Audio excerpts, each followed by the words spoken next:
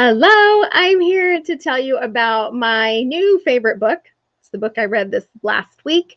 It is called The Lost Property Office by James R. Hannibal. Don't let the cover of this book fool you. It is much more exciting than that black and brown cover with a beetle on the front could ever tell you. So this book was off to a slow start. I almost gave up on it. Starts off in a hotel room with a woe is me 13-year-old complaining about being left there with his younger sister while his mom goes out to try to find out what happened to his dad, who's supposedly a salesperson, but we all know there's no way Jack's dad is a salesperson. We all know he has to be something much cooler than that because we just know, right? What's the point of writing a book if he's really just a missing salesperson? So Jack has some special abilities. He sees everything. Hears all the sounds, like sees sounds and color, can isolate like people's footsteps, vibrations. It's this overwhelming data that comes to him all the time. So he has spent the whole 13 years of his life trying to muffle it and block it out by playing games or wearing headphones or focusing on other things. But now that he's in London, he's going to have to figure out how to use those abilities or he's never going to find his dad. Through a series of misadventures, he ends up at the Lost Property Office, which is where the book finally started getting good. So if you can kind of get through the first like whiny section, the first couple chapters, I would say, then it starts getting good real fast. At the Lost Property Office, you can't leave until your form is completely filled out. And the kids say they're missing their dad, so they start filling out the form until Gwen, a young clerk, suddenly snatches the form away from Jack and drags him off onto a series of adventures. To find out, Jack is the 13th generation of a legendary family of trackers. Trackers with a capital T. It is all of these, they're all named John Buckles, and they all go by Jack when they're little. So this is Jack Buckles the 13th, but because he's the unlucky 13th generation, he's not supposed to be trained in tracker lore. So Gwen is definitely doing something she shouldn't be. And why is she doing it? Because she seems like such a law-abiding little girl. So there's definitely something going on with Gwen. But Gwen's awesome. She kind of reminded me of Hermione because she knows everything. She's always one-upping Jack and sharing information, which is kind of unfair because Jack has no idea what's going on. He has all these abilities, but like I said, he's been ignoring them his whole life. But now he's up against this amazing villain called the Clockmaker, and he's French. For those of you who know your European history, the British and the French have notoriously been enemies for centuries, so it didn't surprise me. But it all traces back to the Great Fire of London, which supposedly started in a bakery, or did it? In order to get his dad back, Jack's going to have to go back through the clues to the Great Fire of London to get the Clockmaker what he wants, which is a thing called the Ember. Again, capital E. So along the way, he's riding in these really cool, like steampunk type vehicles, underwater pods, flying elevators, like hot air balloon elevators, like so many cool things, as well as solving puzzles like trying to get into a sarcophagus to open the mouth of a statue so that they can get the clue. Not only are there physical puzzles, but there are a lot of special puzzles that only Jack can answer, and he has to use his tracker abilities. Now, Jack is young, and he has no training, so that was where you have to suspend a little bit of your belief and just go with it and just think Jack's super precocious. Think of him like Harry Potter. He just has a lot of natural abilities, and even though he has no training, he can just do it. So he can use his tracker abilities to trace footsteps, to see patterns on walls, to smell out things, listen to the vibrations to kind of predict where someone's movement is going to be. But his coolest ability is this thing called sparking.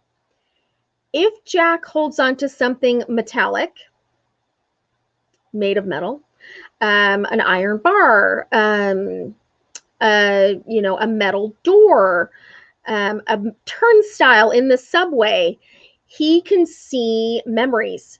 And if he pushes, he can go back to see historical memories. So you get some really cool glimpses of the Great Fire of London and a possible villain as to who really caused the Great Fire of London and who was blamed for it and when did it end up happening and kind of what was going on at that time in London and who wanted it to burn and who didn't want it to burn and all those things. So it gave you a really cool glimpse into European history, sneakily teaching you all these things as you go along, but really just on this rip-roaring adventure that I did not want to stop listening to. It was so good. I thought Jack was just a wonderful hero. I was delighted to discover at the end of the book that this is book 1 of a series called Section 13 and has introduced a whole new world because there aren't just trackers in this world. Like, I really want to learn about the Dracos, which are dragons. And apparently there's some flyers and all kinds of different abilities going on. Just really cool glimpse into this brand new magical world that I fell in love with. So I've already checked out the second book, but I didn't start it because I wanted to make sure that I did this review just fresh with just book 1. If you have a chance to listen to it, I listened to it on audiobook. It's narrated by Jacques Roy, and he is phenomenal. So you can check this out at your local library, which is where I checked it out. So Jacques Roy does really great voices. He's got this buttery, silky voice, but somehow was able to really do a great Gwen voice, this little girl's voice. She's a little girl. She's like 12, I want to say, 11 or 12. And you could just hear Gwen when he was saying her voice. But his really amazing vocal talents came into play when he was speaking as the Clockmaker. He has this just suave French accent that just made you really feel like the Clockmaker was just this romantic figure, even though he's such a bad guy. Not only is he a bad guy, he's a smart bad guy. His minions are, I don't know if you can see this on the front cover. I didn't understand what that was on the front cover. Can you see that blue blob? It's a beetle. The Clockmaker's minions are mechanical beetles that he has created that are really hard to kill, destroy, I guess, because it's a mechanical object. They zap people. If you try to swat them, they give you an electric shock that knocks you out, and they explode. They can shoot flames. So they're a very dangerous adversary, and they are following Jack and Gwen all over London. Thank goodness Jack's sister, Sophie, was safely locked inside the lost property office, because I cannot imagine dragging a 7-year-old Sophie around London in addition to everything else Jack had to do. But also along the way, he uncovers some truths about himself, about his family, about his legacy, and you just discover this brave, new, bold hero. I don't compare books to Harry Potter often because to me, Harry Potter's like the pinnacle of a fantasy series that is like a modern day fantasy, like an urban fantasy, not a Lord of the Rings, like in the past fantasy. And this book did it for me. I loved it. I cannot wait to read more about Jack's future adventures. If you love fantasy books or magical books, or you loved Harry Potter, you need to do yourself the favor of checking out the Lost Property Office. And like I said, you might want to kind of blitz through the first chapter or two where the kids are kind of stumbling around London, and then, finally the adventure gets going. And I know you have to introduce stuff like this, but it always bothers me when it's a slow start. And of course, the author feels like they have to do that little precursor where it's some totally unrelated character that you start with and some random scene of some police officer guarding something. I don't know. But it was kind of cool. I'm a history nerd. I love history.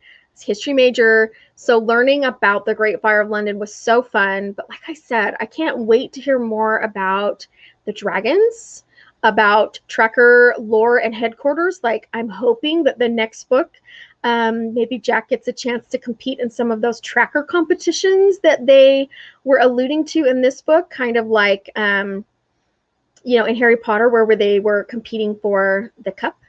I just think there's so many different ways you could take this, and so many really cool historical mysteries that the author could send Jack out to investigate that are virtually unknown to most of us in America today. Because let's be honest, when's the last time you learned anything about the Great Fire of London? I know for me, it was probably European history as a sophomore in high school. So I knew what it was. That's all I knew. It was like happened in like 1666, long time ago. And so the London that we know and love today is the rebuilt London that took place after the Great London Fire. So leave that as food for thought. I am currently deciding what book I'm going to read next, but if you would like to know what my favorite book was last week, feel free to click on my last Book Nook video, which was all about A Good Girl's Guide to Murder and was another fabulous audiobook that I thoroughly enjoyed listening to. Until next week, I hope you have a fantastic Thanksgiving and are reading something amazing. And I would love to hear all about it. What are you reading? What would you recommend that I read or listen to next? Until next Sunday, ladies, good night.